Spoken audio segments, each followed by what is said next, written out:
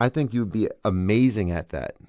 If that's on the cards of something that you're interested in. Like I can just see you just in a dope setting and just like talking about the things that like you have a wealth of knowledge and experience that was inspiring and important for me to hear that I know that a lot of other people out there would be in the same boat. So that's my, encouragement to you. Like that's a strong idea and something that I think you would be stellar at. So, how are you doing today? I'm good, man. I'm glad that you reached out and we were able to connect and do this. Do this. Is this a podcast? Podcast, right? I guess so. You're one of the original podcasters as I saw. So it is a podcast technically, but it's currently like the main focus is releasing them on YouTube.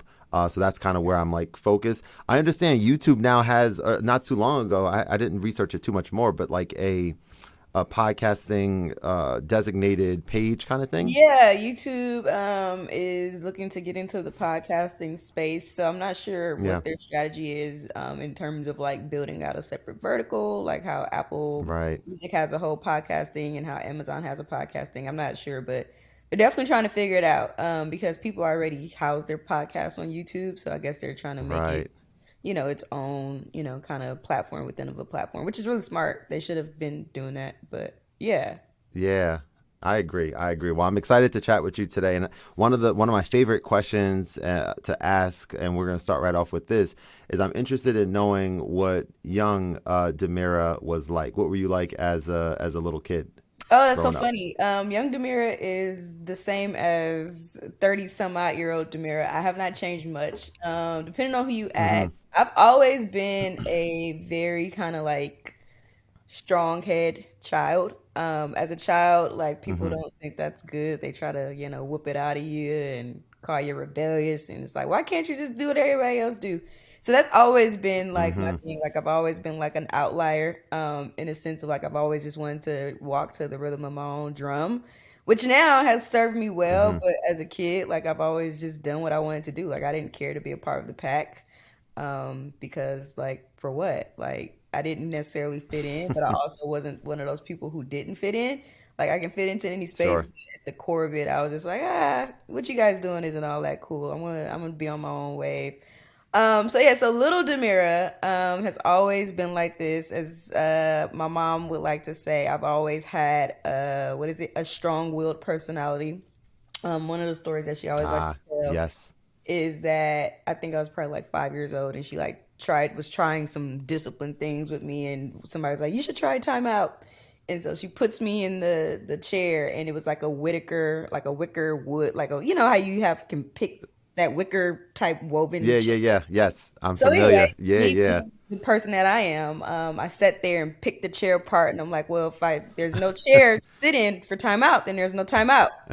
So that, in a nutshell, kind of describes who I am as a person. Is like there's always a way around the construct, if you will. Yeah.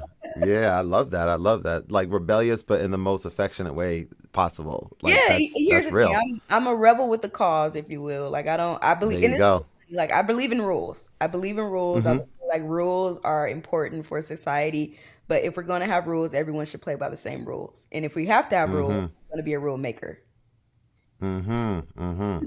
I definitely, yeah, that's dope. I was talking to someone earlier today, asked the same question, and I never really thought of it this way, but it was quite profound how she mentioned that, like, in her experience and in conversations she's had with others, like who you are or who she was as like a young kid and who she is today, kind of like what you just mentioned, is kind of like the same. But in between, she's noticed that there was like some changes as you're learning about yourself and all this stuff. But once you kind of had a chance to experience life and kind of deal with the pros and cons that come in life and everything, and you kind of just realize that like you're the same core person, I guess ultimately, and Yeah, that I that mean, resonated you with are me who a you lot. are. You are who you are. And That's so right. a lot of just therapy and like self-development, a lot of the stuff that people, or at least with people would say like it's a negative thing. It's like, how do you use that and turn it into a positive? And it's like the more you know about yourself and you realize like, wait a minute, I can't change this. This is just who I am. and you take Yeah. that and you turn it and use it for your benefit, then the more you Yeah. fit into spaces where you thrive. So, yeah, people are always trying to change who they are because society tells them who they are isn't, good enough, or it's outside of what is norm. But it's like, no, like, God gave us each of individual markers of who we are, just like our fingerprints Right. identify us. He's put stuff in Sure. us that identify us as people. And the more we tap into that and find spaces that allow us to be that, the more we can fulfill the purpose that we were created for. That's so true. And I think even from a creator perspective, Demira, like I think nowadays people are so much more appreciative and attracted to authenticity. That's the buzzword. That's the key word. It's like they thrive or not thrive. They just really enjoy seeing that. I think in a world where there's a lot of not so much of that. And so from my perspective, like that's kind of what I've been trying to do a lot more as of late is to be, more of myself on socials. I think a lot of people who've met me through my music and through my, YouTube channel and stuff like that, they know a version of me. But I think ultimately, like in terms of my goofy, silly side, the stuff that my wife sees, more than she cares to see all the time and stuff, that's the type of stuff that I'm kind of starting to inject into what it is that I do, just because that is who I am. I'm not as serious a person as I'm displaying here, and as a lot of people I think assume that I am based on the content. So that's been rewarding to just kind of let loose a little bit and just be more of myself. Mm-hmm. Mm-hmm. What's interesting about this whole like kind of creator economy is that everyone talks about authenticity, but then there's this idea of like what works, right? What people show up for, and what people Mm, actually show up for is fake. People love to be lied to, and people love fake, right? And so the more that you mm, can mm-hmm, show your true self without necessarily compromising this idea of being a creator to where it scares people off, because people only want to see the vulnerability to a mm, certain extent, right? And so I think that's the what's so interesting is working yeah. with different creators is like you'll see them in their space and their channel, and then when you actually talk to them, they're like, I don't care about any of that stuff I talk about. You're like, what? Oh, okay. Uh, right, right. Like super surprising, right? Like what this like yeah, mind blowing type of a situation there, I'm sure. So podcasting, I want to talk a little bit about your history in podcasting. So my what I mentioned about kind of learning a little bit about you is that you were the person who had to explain to people when you started podcasting what it was Yeah, essentially. So what it's was that so experience like? funny. What was your first podcast about? Oh boy, it's so funny. Just to kind of see the landscape of podcasting now, I'm like, I could have been a millionaire had I like really trusted my gut, right, and didn't care what people had to say. Sure. So back in 2013, I had an opportunity to do an online radio show, and it was through an AM frequency called Adrenaline Radio. And so I would pay like $300 a month for an hour every week of programming to be on their air. And so they would stream it Mhm. on the AM frequency, but then they would also stream it on their website. So I would tell people, hey, like I have a Mhm. radio show.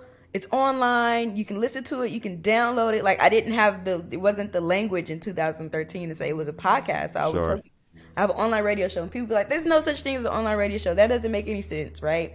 So the show that I had, which I've always been a champion for the underdog, it was called Popping to the Top with Demira Pierre. And so it was Mhm. to highlight and amplify upcoming, creatives, artists, anybody who was doing something worth talking about. That's what my Mhm. online radio show was about. And so it was Mhm. based in Los Angeles. And so I would have, just local artists and poets and business people, all kind of people have came through Popping to the Top. And so yeah, Mhm. that's what the show was. It was just a platform for me to like talk and do interviews with people. And I feel like I used to tell people like, hey, like this is your first opportunity to be on the radio, to be on radio. And people would come and do the interviews. And so I've had a Mhm. few people that ran through Popping to the Top who are notable now, and they've done Wow. some cool stuff. And so yeah, that's what my first online radio show was. And then from there, I was able to pivot and use that to go to traditional radio, where I worked for Mhm. Stevie Wonder's radio station here in Los Angeles, which is 102.3 KJLH radio. So I Mm-hmm. did traditional radio, and then from there, I don't know if you're familiar with it, but Dash Radio, which was this like mobile online app, still wasn't called podcasting. It was an online Okay. radio app, kind of like Pandora, but instead of where it was curated music, it actually had live DJs and live shows. Wow. So I was Okay. at Dash Radio with DJ Ski when he launched it in 2014, and I did all of the gospel programming, and I also had a show, a gospel show called the First Sunday Block Party, where I brought conversations Mm. around, spirituality and religion, and just kind of talked about, what was going on in church culture and Christianity, and trying to bridge the gap in between Mm-hmm. mainstream culture and religion. Because I grew up in the church, Mm-hmm. I'm a church kid, but I've always said this idea of community, like that's what God wants, is like for us to find community with each other. So if I can do that, then why not? So that was that one. So it's Pop It to the Top, the First Sunday Block Party. Still not calling it a podcast, by the way. Still Mm-hmm. all Mm-hmm. online radio shows because they were live. Online radio. Yeah, they were live shows, Right. and I would download them and then upload them later to Apple Podcast Player. And then, yeah, so I was able to use my radio experience to backdoor me into television production. But let me see, if I count right now, I've produced, let me see, Pop It to the Top, First Sunday Block Party, The Spirit of the Sport, Life is a Mother. Yeah, I've hosted and produced probably 6 podcasts, all in various Wow. spectrums of content. So those are just the ones that I've Yeah. hosted and produced. I've also worked on a lot of different podcasts for people who were trying Yeah. to get in the podcast space. But yeah, I've had six podcasts within my Sheesh. life. Which was your favorite? Oh boy, my favorite one. My favorite one. It's so funny. I'll go back to Popping to the Top because that Mm-hmm. was like, it was raw, it was gritty. Like I really didn't know what I was doing. I was just having a good time. Uh, Yeah. but Popping to the Top was my favorite one. I would like to reboot it, not as a podcast, but like as some sort of like TV variety special, where kind of like what the Apollo did for in the '90s. Like that's what I would want Yeah. Popping to the Top to be. But yeah, I like Popping to the Top because I got to basically put people on. Like that's always been like the core of me, is like if I can create platforms for people to share their talents and be exposed, and why not? Like I don't necessarily have to be in the forefront, Mm-hmm. but Mm-hmm. I'm always trying to provide platforms for people to shine. I actually started my very first foray into doing anything in TV or film related was I used to edit my friends' basketball and sports highlight tapes. That's how I got started. Ah. It was called Okay. Divine Highlights, and so their parents would like be like, "Oh, like, can you make a basketball highlight tape for, X, Y, and Z? I'll pay you a couple $100." And that's how I started. Mm-hmm. This was Divine Highlights, was making highlight tapes for my friends who were trying to go to Wow. school. So what were you using what platform to edit back then? Oh man, I was on iMovie. I was on Yeah. iMovie. Mm-hmm. And then I joined Yearbook Club. I don't know how this yearbook got made because none of us was actually doing any of the work. We were doing a video yearbook, and so Okay. my high school, we got these new MacBook computers, and we were using Final Cut Pro. Final Cut Pro and Sure. iMovie. That's how I was starting and getting it all done here. And then I remember my first Yeah. highlight tape that I made. It actually wasn't on a MacBook. It was on a Dell. And Windows had their version of like a video editing software, and it was so trash. It was horrible. But yeah, so yeah, that's how I got started. That's my kind of all around mumbo jumbo of how I got into podcasting, if you will. So Yeah. now Now it's funny that everyone has a podcast, and I'm like, man, that's cute. right. Right, right. I mean, well, all right, so a couple things here. So I have a high level of like your background. Now, something happened from that moment till the time that you started at YouTube, where I first met you, as you mentioned off air. So, Mhm. meaning, like, I don't know if what was there like. So, what was that gap in between, and what was that transition like? How did Ooh, your opportunity at man, YouTube present itself? the gap in between. Man, okay, so from 2013 to 2000 and I'll say 17. So 2013, I started doing my own thing, worked at Stevie Wonder's radio station. Then while I was working at Stevie Wonder radio station, I was doing the Dash radio thing. So that's two jobs right there already. Then from there, I was in Mm-hmm. Mm-hmm. school and I randomly applied for a BET internship, BET Networks internship. Hmm. And yeah, I just kind of half-assed did the application. I really wasn't, yeah, I wasn't checking for it, and so I just sent it in, and Mm-hmm. then maybe like a couple months later, I get a random phone call like, "Hey, like we saw that you applied for an internship at BET," and I'm like, "Yeah, like Mm. I'm getting ready to be done with school. Like I don't have any more need for an internship." They was like, "Oh, well, you don't have to take courses." Sorry, I'm at my mom's house. They're going in and out, so if you Oh, guys hear that, it's you're because I'm good. No problem. actually being a good daughter. We like keeping it. We like keeping it Yeah, real over here. It's all good.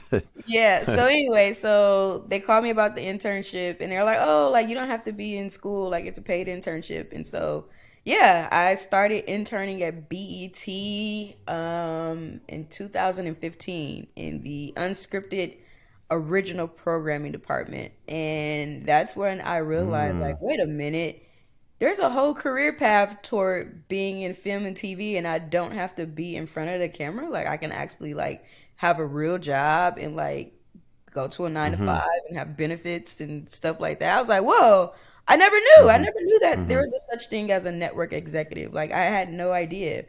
So yeah, I was at BET and that's when I like cut my teeth. I was an intern from 2015 to the end of 2016 when I got hired on as an assistant for the department. Mm-hmm. And I'll say this, being at BET, it was my HBCU experience. Like I've never been to a HBCU, but working at BET, like it was just such an environment where I was able to thrive, learn, grow, and literally all of the skill sets that I have now, I learned them at BET Mm-hmm. working as an intern and working my way through the ranks because I was doing executive Wow. work as an intern, like editing shows and like giving feedback on concepts and like figuring out like how to make Mm. this work or how does talent do this and like talking to or at least being looped into conversations on email and seeing how like the business of TV gets done. So like all of that stuff like I was Wow. able to Yeah. learn hands on and like actually have some Mm-hmm. input and Mm-hmm. see some of my notes come through across the screen and I was like this is I'm good at this. Like one of the things that people always used to say Mm. is like you're a hard critic. You're always critiquing and you always got something to say about everything. And I don't say it in a way to where I'm like just nitpicking. Like I think there's always room for improvement. And so like I'm always like, oh well they could have did that or this could have been like this or this could have been like that.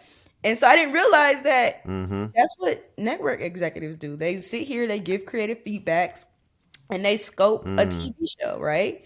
And so early on, Yeah. Yeah. before I even realized that that was a job, one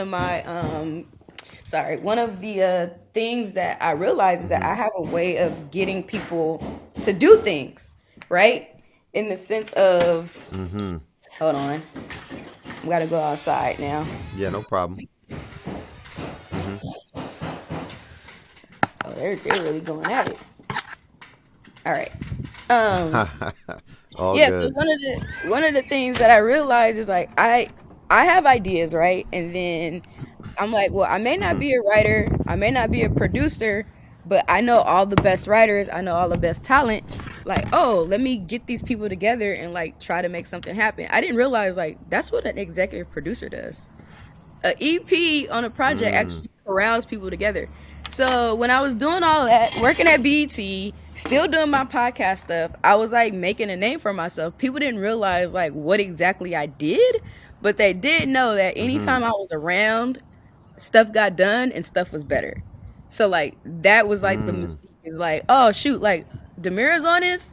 All right, cool. Like we know it's gonna get done and we know it's gonna get good. So like that's how I kind of like made a name for myself is like helping other people on their stuff and like being an Mm-hmm. asset. And so anytime that I had an opportunity to be around something or someone to where it gave me exposure to a facet of the business that I didn't know, I was eager to just be like, Mm-hmm. yeah, I'll do it for like I'll do it. Yeah. And it wasn't like I Yeah. was trying to like, be paid for it. If I got a check, cool. If not, but like the exchange for me is like you giving me information. Like that's intangible. Like if you let me sit there and look at a script with you and see how you break down businesses and see how you break down costs for production, and like I could just sit there and like look over your shoulder, like I'm there, right? So that's how I Mm-hmm. got my Mm-hmm. name and that's how I got started. So I was at BT for about 7 years. So I went from Mm. intern to my last title at BET was manager of music news and specials, where I basically helped and developed and oversaw all of the big tent poles, BET Awards, a New Edition Story, Sunday's Best, like any of the Mm. cool shows that happened on BET within the last 7 years. I most likely had a hand in it. So yeah, so Wow. that was my BET background. Then left BET and started working in the tech entertainment space because BET was cool, but I just knew that I wanted to do something different. Like I had no dreams or aspirations of even realizing that I could like work in a career like this. Like I remember sneaking into the BET Awards and was like as a seat filler and was like, "Oh, this is so cool." So when I actually started working there, I'm like, "I've done it. I've lived the dream. Like what else is next?" And Right. so as I got exposed to more stuff, I was like, oh, right, there's other stuff beyond, BET and black content and stuff like that that I could do, right? And so there was an opportunity that came up. I'm not sure if you're familiar with Pluto TV, but Pluto I've heard of it. TV Yep. is a kind of like I call it the Goodwill of TV, where they just find all this content and just put it up for free. So Mm. Viacom at the time had acquired Pluto TV, and I saw an opening there, and I was like, "Oh, this is my opportunity to pivot into something different." Now Mm-hmm. that experience was not a good experience. Not because of what the Hmm. work was, it just the tech world and coming into entertainment and then coming into a company that was being bought by a company, like it was a horrible experience. But looking Mm. back at it, it was like, oh, okay, I needed to make that move to get me to the next thing, right? So I was at Pluto TV, Mm-hmm. left Pluto TV, and then the pandemic, that was around the pandemic time. And so I was kind of Mm-hmm. just hanging out and doing stuff under my own banner, Divine Media Group, where I was producing podcasts for other people and just consulting on Mm. different development projects for production companies. And then I got a phone call from Headspace, the meditation app, and they were like, Sure. "Hey, like we're opening up a podcast vertical. Like, would you want to come on and lead those efforts?" So now I'm like, okay, now I'm moving into more of this tech entertainment world, right? Like, okay, Yeah. Yeah. yeah, people know Headspace. That has a little bit of cachet, and it's very clearly that I'm going to work on entertainment. Like I'm going to do something in media. I'm not going to do like the Mm-hmm. tech side of it. I'm going to be working clearly on something that I have a skill set in. So I took that job Mm-hmm. and I worked at Headspace for about a year. And the crazy part about Headspace is I was there as a consultant, and so they were like liking my work, they liked everything I did, but this is how you have to value yourself, and then you also have to realize that business is business, it's never personal.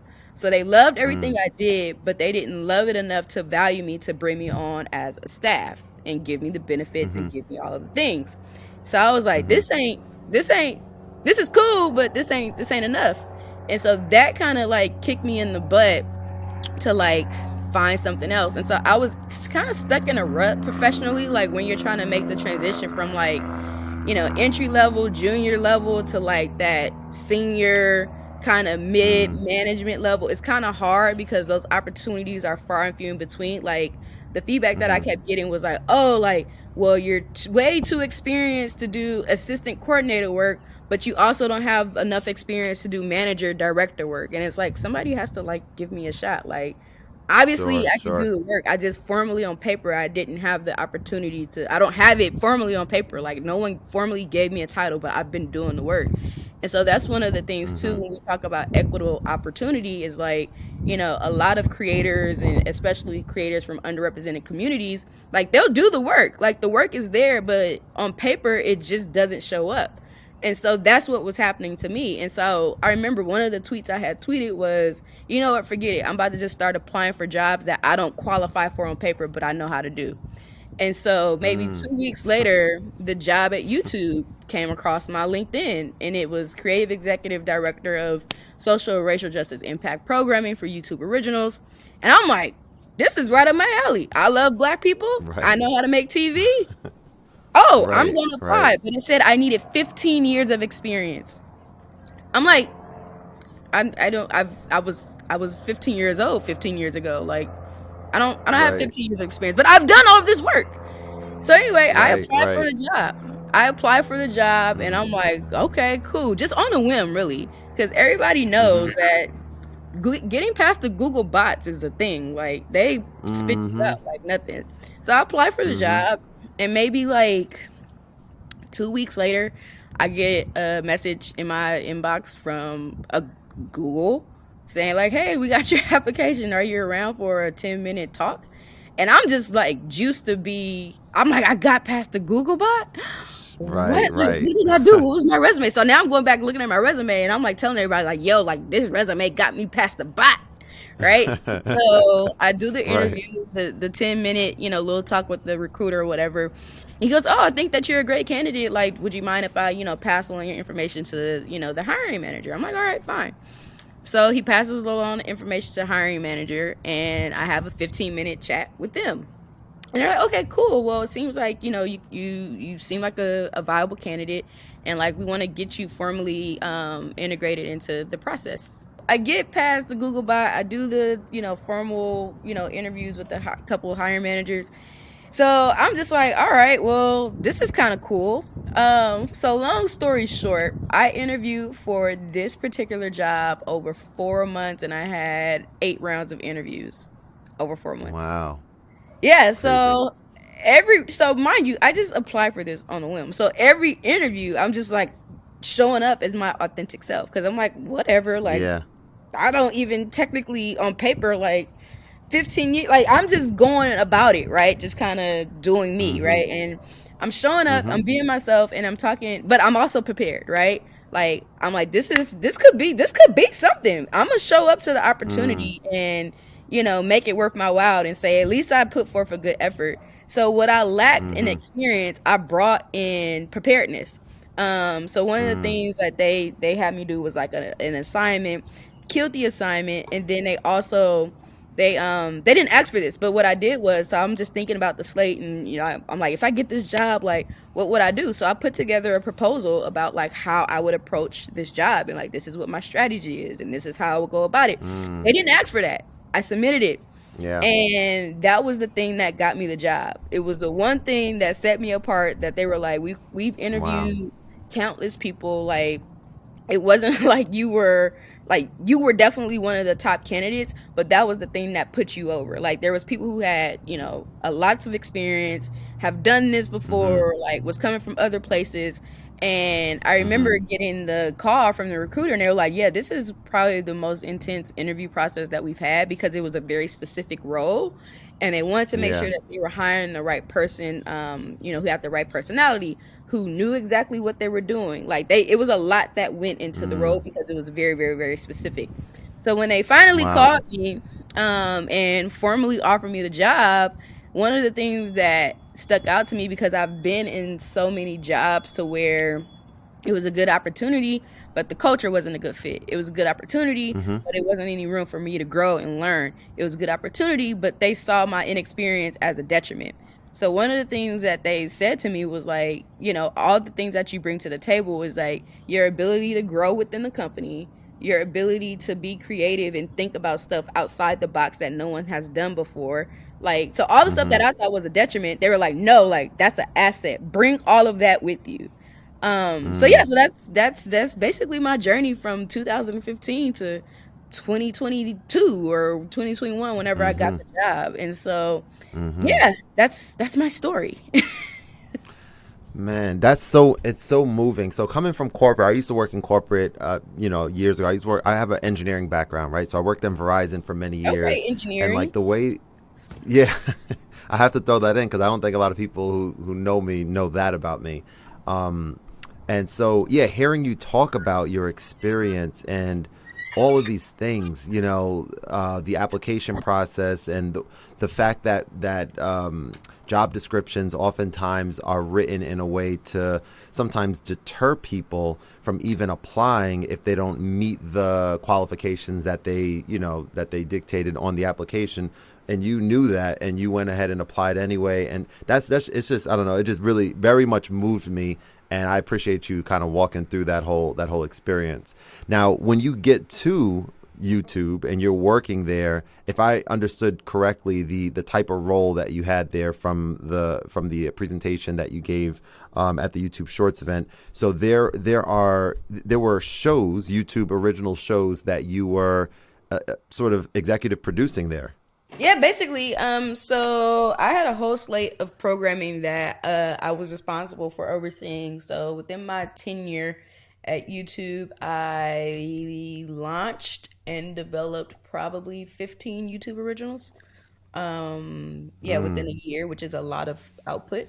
So yeah, so that's basically what I did. Mm-hmm. So for people who don't understand like what it means to be a network executive, essentially what you do is you buy shows, you find talent, and you craft programming for the platform. And so my Mm-hmm. role is very, very specific in the sense of I was able to work with, talent who necessarily haven't had their opportunity to work on mainstream platforms with big, budgets and things like that. So that's what I was responsible for. I was responsible for, doing this high level programming, but also being able to work with, talent from, behind the scenes to in front of the camera who necessarily haven't had their shot. So that's what I did for a year here at YouTube. Mm-hmm. Awesome. So I'd be remiss if I didn't ask about the story that you shared the other day about wanting to get into something that I found quite fascinating. I think you said something along the lines of you're interested in rapping. You know what's so funny? Is this Yeah, true? yeah, Or was that yeah. as a joke? No, no, no, no, no. I am a person of many, many talents. And dang, my phone is blowing up. Mm. Sorry, these people are just gonna have to wait. Yeah, I'm a person of many, many Mm-hmm. No talents. I problem. play two instruments. I play the drums. I play the bass. And then from time to time, I've been known to, Oh. spit a couple hot 16s. So, just full candidity and transparency, I was a part of those recent massive Google layoffs where they laid off like 12,000 people in like one morning. So now Mm-hmm. I have all this like free Mm-hmm. time on my hands. Well, not necessarily free time, but time to just kind of hang out. And I'm like, you know what? Maybe I should seriously consider being a rapper. Like, why not? Like, all I need is a little gimmick, a nice little 808. And I just need one song. I need one, not even a full song. I just need one Literally. song to blow up on TikTok or Right. YouTube Shorts. And like, I don't even have to go back to work. Like, I could just be a rapper. And that could be it. That could be what I do, right? During my time off. It's like I just create this one little juggernaut of a song and it'll change my life forever. So yes, I'm actually really serious about it. Like very, very serious. Mm-hmm. That's incredible to hear. And by the way, this is a first, so we're gonna keep this going. But oh, there you go. You're back now. Were you able to see me the whole time that you were just talking? Yeah, I was. I am charging my laptop. You I'm are. doing a lot of different things right now. And that's No, crazy. it's I'm all. like I multitasking love. Look, I now. love the realness, and is Like I've no gotten is no like problem at all. 3 phone calls. People are like looking for me, but I'm like keyed into this right now. Sorry. Hey, no, you're good. You're good. Look, I love it. No, because the screen, it said like everything was still going. So this thing records separately. So it's like recording on your end and then recording on my end. So like you look like pixelated a little bit right now from my end, but when the final product is gonna like look much better. But for the first time, it basically said like it didn't show you anymore. It said it's still recording, everything is still good, but I couldn't see you at all, but I can still hear you the whole time. So I wasn't sure if you were seeing something else on the same thing on your end, but it didn't sound like it. Okay. No, no, no. I was seeing it. I was seeing you. Smooth, right? Okay. All right, good. So what's gonna be, let's brainstorm like your rapper name. Is it gonna be your actual name or you like Sunny something D. I gimmicky or think what? Sunny D is a good name. Um, Oh, nice. I like that. I think Okay. Sunny D is Sunny a good D. name. It's me at DDP. That's what most people know me as. So just keep it very basic. Yeah. Sunny D. I do like Sunny Yeah, D. yeah. Could be cool, but that might be trademarked and already taken. So I have to workshop that and figure it out. Unless I spell it differently. But it's me DDP is, pretty standard. Yeah. Yeah. Well, so let me ask you this. So you get the news, you shared the transparency moment there. So you get the news.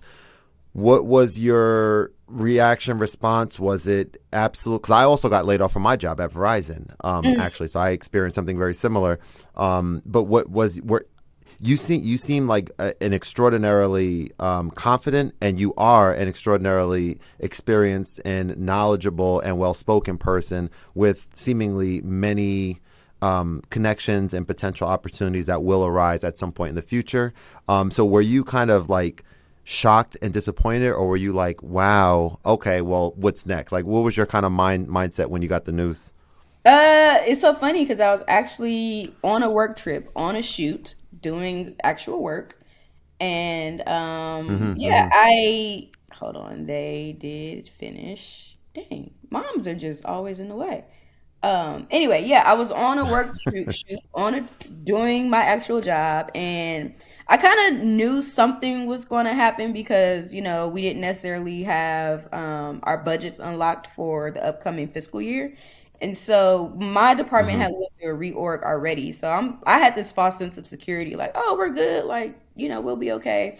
And then also my work was rooted within the Black Voices Fund, which was funded through the end of 2024. So I'm like, oh, okay, well I'll have this conversation in 2024. So anyway, I when I got the news, I was kind of taken aback because I'm like, well, is this real or is this fake? Because I had just spoken to my manager like the day before. It was a one-on-one. Did my performance review. Mm-hmm. Like everything was just normal, right? Everything was Oh, fine. wow. Yeah, yeah. So, got the news. I'm, going through my email to get the call sheet to go, or at least trying to get to my email to get the call sheet, and don't have access to anything. And I'm like, oh man, like, wait a minute, this is interesting. And then I get the letter saying, my job was immediately eliminated because of whatever work reduction, whatever. Yeah. So the initial shock of the news, you know how you go into like your adrenaline kind of kicks in and you don't necessarily feel anything because you're like in the moment, like I'm actually doing the actual work, and Mm-hmm. I'm like, okay, I'll deal with this when I need to deal with it. So when I got the news, it was just Mm-hmm. more so like, oh man, like, woo, well, this was a good ride, right? Because remember, I go back to the Mm-hmm. beginning of the story, like I was not even supposed to be here, right? I'm just like Yeah, yeah, sure. riding this thing out. So I'm like, wait a minute. I feel Right. like Cinderella turning back into the pumpkin. Like that was my initial kind of energy. Was like, well, that was a fun time. But then Mm. I Mm-hmm. had some time to like really sit with it, and I was sad. I was sad, and I'm sad now. Because it was like one of those things where purpose and impact and work just kind of like aligned. Like my job was very, very Mm-hmm. specific in the sense of I got to have impact and like help people. Because like at the core of it, Mm-hmm. like I just want to help people and put people on any way that I can. And so within the Mm-hmm. year, like I was able to do that, but just knowing the plans that I had ahead, I was getting Mm. ready woo, I was getting ready to unload the clip, right? And Mm. Wow. I just feel like, my work was cut short. But Mm-hmm. what makes me happy is within that year, I've did so much within a year that most people are like, you were only there for a year. I was like, yeah, I was only there for a Mm. year. And so what makes me sad is like, I just know what I had planned, right? And it's like, oh man, well, Mm-hmm. I have to figure out a way to do it just at a different place in a different capacity. So that's what makes me Mm-hmm. sad. It makes me sad because it was one of those things literally like it was like if I have to work, then this was like my dream work was, doing stuff for the culture, making Mm. impact, providing opportunity, and helping people, come up, right? Like it's no fun when you're at the top by yourself. But if I can give a people Mm-hmm. opportunity or person a chance to be like, oh yeah, Demir hired me as a showrunner. Like this is my first time ever having official credits as a showrunner or EP or Mm-hmm. director of photography. Like that was the impact that I was making was like that equitable work and that equitable change that people were like, this was my first time being credited appropriately, or this was my first Mm-hmm. opportunity being paid, what I was worth as talent. And so that's the part that makes me, sad because it was like I was just getting started, right? So that's Literally. yeah, so that's my initial emotions about it. It was like I was working in my dream job. Mm-hmm. But on the other side of it, I'm not attached to any of this stuff, right? Like, so most people, when they're like the cachet that comes with working with Google and the lifestyle that you get to have and be a part of, like it's a pretty nice lifestyle. I ain't gonna hold you. Them Google checks used to hit, right? But at the end of the day, like I've done a lot of personal development work. Like if this would have happened to me and it's been a situation like this maybe, 3 years ago, like it really, really, really, really would have like, took the air out of my balloon. But, Mm-hmm. I believe and I subscribe to God and Christianity. And like at the end of the day, I'm always of the school of thought, like, it gets better than this? Well, this was pretty good. So Mm-hmm. well, where else are we Mm-hmm. going? And like God has a winning track record with me. Like we ain't took no L's yet, Mm-hmm. right? Like it may look like a L, Mm-hmm. like look a little crazy because it's like Google is like this is one of the world's biggest company. Like what do you do after Google? But for me, I just kind of rest on this idea of like, well, it gets better.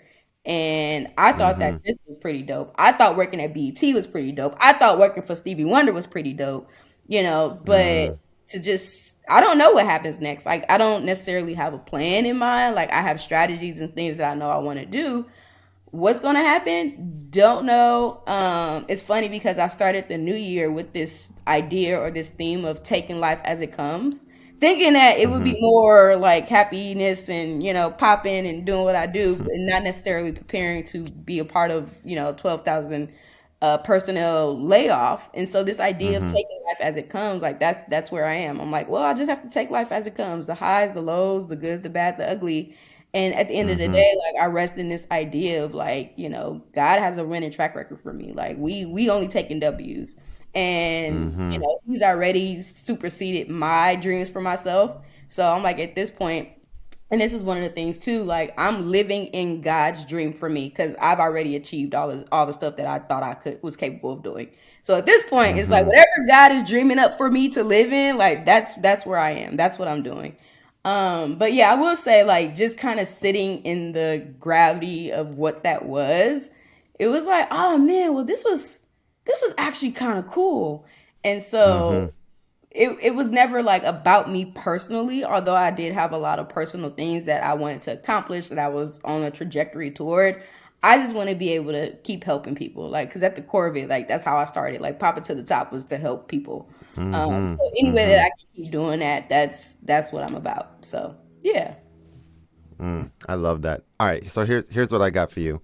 Three questions, three more questions. I could do another. I would love to do another one of these. As a matter of fact, for the second time I'll say it, like extraordinarily inspiring and well spoken. And so leading into the first of the three questions is: have you ever considered speaking publicly, sharing your story, inspiring a group of people, or have you ever had an experience to do that, to like talk to like a group of I people? mean, I just was getting started, like talking on panels and stuff like that, but like nothing on a big major like scale. Like I've toyed around with this idea of like maybe writing a book, which will probably happen later in life. Mm-hmm. Because Mm-hmm. I've never like it's so funny because I don't assume the like role of leadership. Like if anything, I'm like, less work, good. I don't want to be responsible for people. I only want to do my work.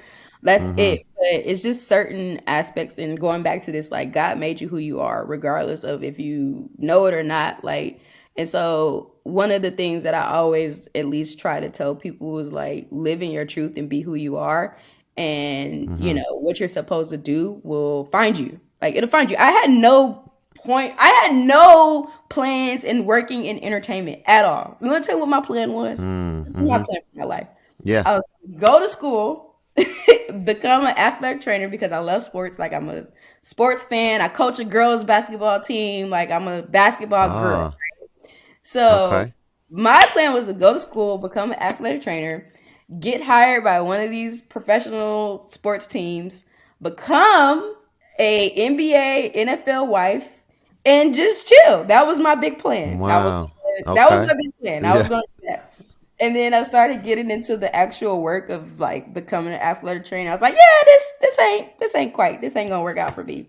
And so people Mm-hmm. would say like, Demir, like you have a good personality, like you should do something in entertainment. I'm like, no, all I know of entertainment is struggle and hungry. And I'm like, I like to eat and I like to have somewhere to live. Like I don't want Mm-hmm. none of that. I want no parts. And so, yeah, like I just kind of stumbled into this. Like I can't take any credit on my own because this wasn't my plan. Like all I know is the only thing that I can take credit for is that I've shot my shot. I used the little bit of resources that I had. And at the end of the day, like God opened the rest of the doors and I was diligent to, the work that was in front of me. And I've always Mm-hmm. been the type of person is like, if I can help you and do whatever you need to do, like my endeavors are going to come together. So, Mm-hmm. yeah, so I say that to say, like, no, I have not been given an opportunity to share my story or speak to anybody because people don't want to listen to me, man. I ain't got nothing to say too much. But I am thinking about writing a book Um. at some point in life. Okay. Well, I was gonna say. I mean, I think I have a pretty good pulse on like what's good content. I mean, as do you, right? You have probably better. I mean, you have a lot more experience with it. But I know that this is something that is this like a ton of really good moments that I'm excited to go through this later and like use these for inspiring others because I'm very similar to you when it comes to what's important to me and what drives me. I mean, leaving Verizon and becoming a middle school math teacher because I mentioned I got laid off, but I ended up staying on board and then having the opportunity to accept a better voluntary severance package the year later because I knew that I wanted to do something more impactful. And so I taught middle school math for 2 years because waking up and none of those moments felt like work when I was there. It was the most blissful and enjoyable. And I was blessed to be put into a school where my first and only 2 years of working in any school was just stellar. It was one of the better schools in the state and I believe it even in the country. But let me ask you this next question. Black Fund. I applied for it, Mm-hmm. didn't get accepted, Okay. was completely okay with that. Mm-hmm. And what I was thinking of, and I'm going to do it, I'm going to do this, and I wanted your opinion. And even if there's any advice that you have for me, I have this platform, Khordmaster Keys, where I talk to people like yourself and just love connecting with people and love hearing their stories and seeing them get excited, like seeing you get excited about reliving this incredible, and I'll say it because you said it, but I'll reiterate it, this incredibly powerful and inspiring story and opportunity that God aided you in giving you this opportunity, of course, to work at YouTube, but you had a ton to do with it as well, as you mentioned. So I want to know, like, I would love to interview as many, if not all, of the 2023 class. I started reaching out You to some should. just recently via their emails on YouTube, but I wanted to know how to go. Is it as simple as just getting their emails and just sending that email out, or is there like a different way that you'd No, recommend? no, no. I was about to say I could just, put you in contact with people, but I can't. I was locked out. I don't have any emails. But no, I think you should certainly reach Right. out and let people know what you're doing because I think the Sure. fun, there's a lot of different variations of creators on the fun. There are creators who are known, and then there are some creators that people don't know. So, the ones who Mm-hmm. will respond, and I think that's the best way to do it. There isn't. I mean, I don't know if you saw Yeah, there's an actual like blog that like has the whole list of creators. I did. Yeah, yeah. Yeah. Yeah, love it. Yes. Reference that and contact them And as okay. you can, and any contacts or if there's anybody that you're like trying to reach out to, and if I have a connection with them, I will happily, do the looping in to a certain extent because like I said, on my they was like, girl, you got to go today. So I'm still You're trying to done. You're done. You're out of here. Yeah, basically. yeah. I got No, you. but I think that is the best way to do that. Right. Gotcha. Look, I appreciate that. I'm gonna ask one more main question and then just a few rapid fire questions about you that will be more fun. Not that everything that we did do up to this point wasn't fun, but just more, yeah, fun type questions. So, last one, I want to talk a little bit about your. You mentioned earlier, I forget the name of your business where you're producing podcasts. Can you remind me the name? So I'm doing more than podcasts. I have a whole slate of projects. I'm taking out scripted project. I have podcasts. I have unscripted projects. I have branded Mm-hmm. partnerships. I also manage creators and artists and talent and put people in contact. So, yeah, it's a boutique Mm. production company called Divine Media Group. Well, yeah, it's Divine Media Group. It's exactly that. Like I'm the plug. I'm the connector. Any resources that I have, I'm always trying to share and bring people on. So yeah, that's it. That's what I'm working Mm-hmm. right now. It's Divine Media Group. I'm getting ready to take How out do the I get how do I get plugged in? Because that sounds like something extraordinarily interesting to me right now. You're plugged in. You have my number. You have my email. Usually what happens is if Okay. there's some opportunities that people are always telling me about, I'm always just, hey, I know this creator. Like for you, I know you do scores and children's music. I'm like, there's always folks who need something. So like for me, I'm just like being the Yeah. connector as soon as just staying top of mind Yeah. and we're having this conversation and like we're at this point like we are a community. Anything that comes across, like I'll definitely shoot it to you and then we'll work out the formalities and go from there. It's very easy. Like I'm Awesome. never one of those In- people, you gotta sign the yeah. Divine Media Group and do this for however many months. It's like, yo, this is what I got. Like if you get some bread, kick me 10%, we good. Yeah. Yeah. That's incredible. Okay, I'm excited. So I'm glad I asked that. All right, so here we go. Couple rapid fire questions. First one is name a place that you've been to that you loved. Japan, Tokyo. Had an opportunity to go to Ooh, Tokyo, yes. shoot some content over there. I have a show out right now called Being Black in Asia. So we went to Tokyo, Korea, and India. Wow. Yeah, Tokyo was amazing. The people were so nice. It was clean, and I'm short. I'm like 5 feet. Like Wow. everything was my size. The food was great. Hmm. It was a good time. Tokyo was a good time. And money goes a long way in Tokyo. I That's a, lived like a queen in Tokyo.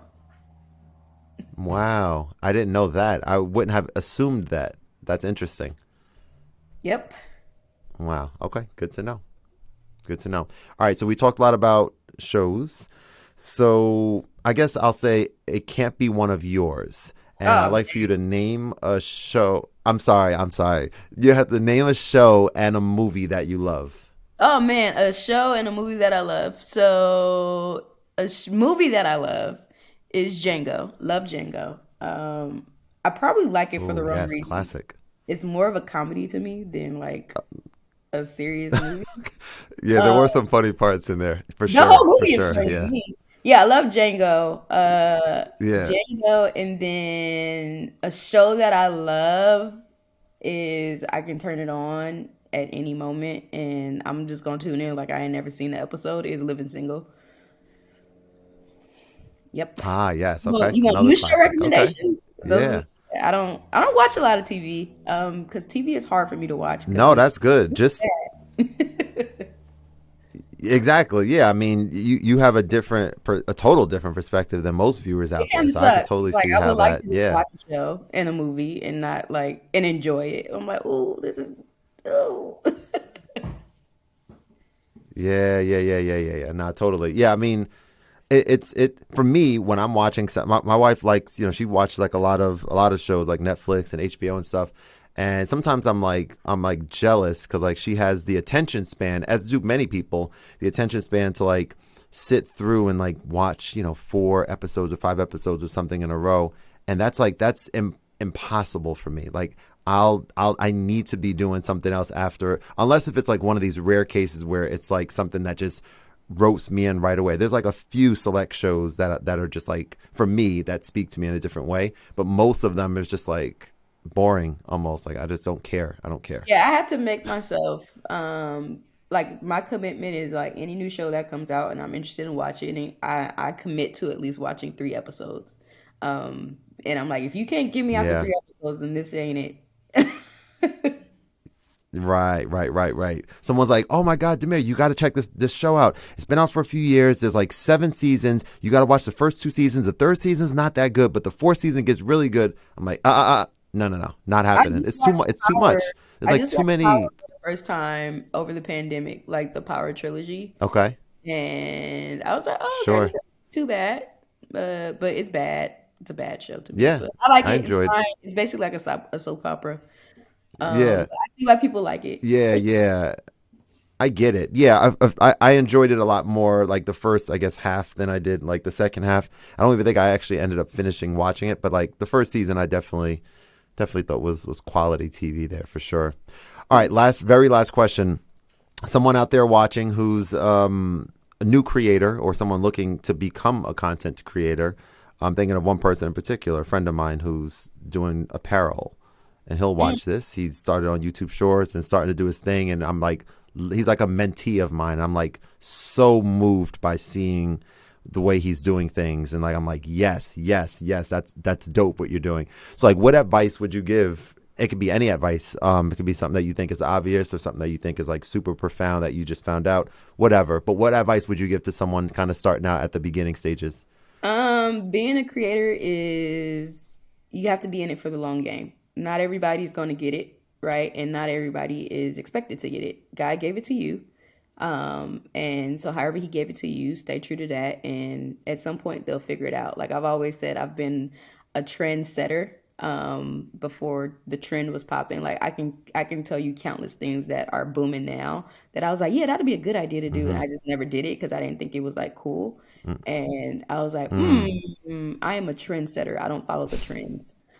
So I would say that anybody Mm-hmm. that's looking to be a creator and getting in space, like just stay true to whatever your creative vision is, and people will get it. Mm. That's powerful. And I'll just say this last bit here. When you're talking about, being a trendsetter, I think about live streaming. And a thing that I struggle with a lot right now is just making a decision and moving forward with it with regards to my live streaming, music live streaming strategy. And YouTube is my home base. That's where I started making content. That's where like most, if not all, my content lives. And that's where I'm like cultivating a community. I started live streaming on Twitch a little bit, and I've met quite a few. I've attended quite a few like Twitch music live streams, which is like a super dope community and everything. And for the life of me, I can't figure out why YouTube's live streaming platform for musicians is not a thing right now. Like if you look up live on YouTube and you look up music, you get Lo-Fi Girl, you get these 24/7 live radio stations, and I'm like, "Oh, is this an opportunity for me to like to start this and actually start live streaming music on there and be like be dedicated to it rather than being sometimes there, sometimes on Twitch." So anything that you can lend on that perspective would be, if you have anything to share, would be super dope to hear. I think that just in terms of all these platforms, right, this is where it gets a little tricky. And you have to think about it in terms of 90s TV, right? When all these cable networks started popping up and people were like, well, where do I go for this and where do I Mm-hmm. go for that, right? But people will find what they want to look for, right? So if it's something that you're promoting and you're like, this is what I'm doing, find me on YouTube, people will come. People will come. Think about how many subscriptions you have for all these Mm-hmm. different services and platforms. Like, if it's a show that you want to watch, you're gonna pay the Yeah. subscription. You're gonna pay the 6.99, and you're gonna show up to that platform. Telling them, oh, find me here, find me there. It's like, no, no, no. Find me on Right. YouTube. This is where I'm at. So I would say do that. My friend, thank you so very much. This was really an incredible conversation. And I do truly appreciate you taking the time out, and I really enjoyed myself, and I hope you did as well. No, no, no. This was a good time. I hope I didn't like ramble on, but and I'm sorry for all the distractions. I'm like usually a stickler about that type of thing. But I'm like taking life as it Hmm. comes right now. So I'm sorry. I apologize for that. But no, Absolutely. this was a good time, man. Definitely wishing you much success in whatever it is that you do. You have an ally here, so any help that I can, help you with, I'm always happy to share resources and give information. It might take me a minute to respond back, Thank but you. please know that I'm going to respond at some point. I'm not going to just ghost you. Hmm. I appreciate that. Thank you so much, and I'll definitely be reaching out about your company and your connections and the way that you could support. I think would be incredible, and I'd love to explore that further. So I'll definitely send you a formal email, but not too formal because you said things aren't too formal over there. But I'll send you something so we can kind of get the dialogue going. That would be cool. So appreciate y'all. Anybody that want to hit me up and follow me, I'm around. I'm only on one platform really on Instagram. It's underscore ITS. So it's ITSME underscore DDP on Instagram. And yeah, I might even become a YouTube creator at some point once I get my life together. Yeah, so but Instagram is where I am for now. I'm just trying out some stuff. I think you'd be amazing at that. If that's on the cards of something that you're interested in. Like I can just see you just in a dope setting, and just like talking about the things that like you have a wealth of knowledge and experience that was inspiring and important for me to hear, that I know that a lot of other people out there would be in the same boat. So that's my, encouragement to you. Like that's a strong idea and something that I think you would be stellar at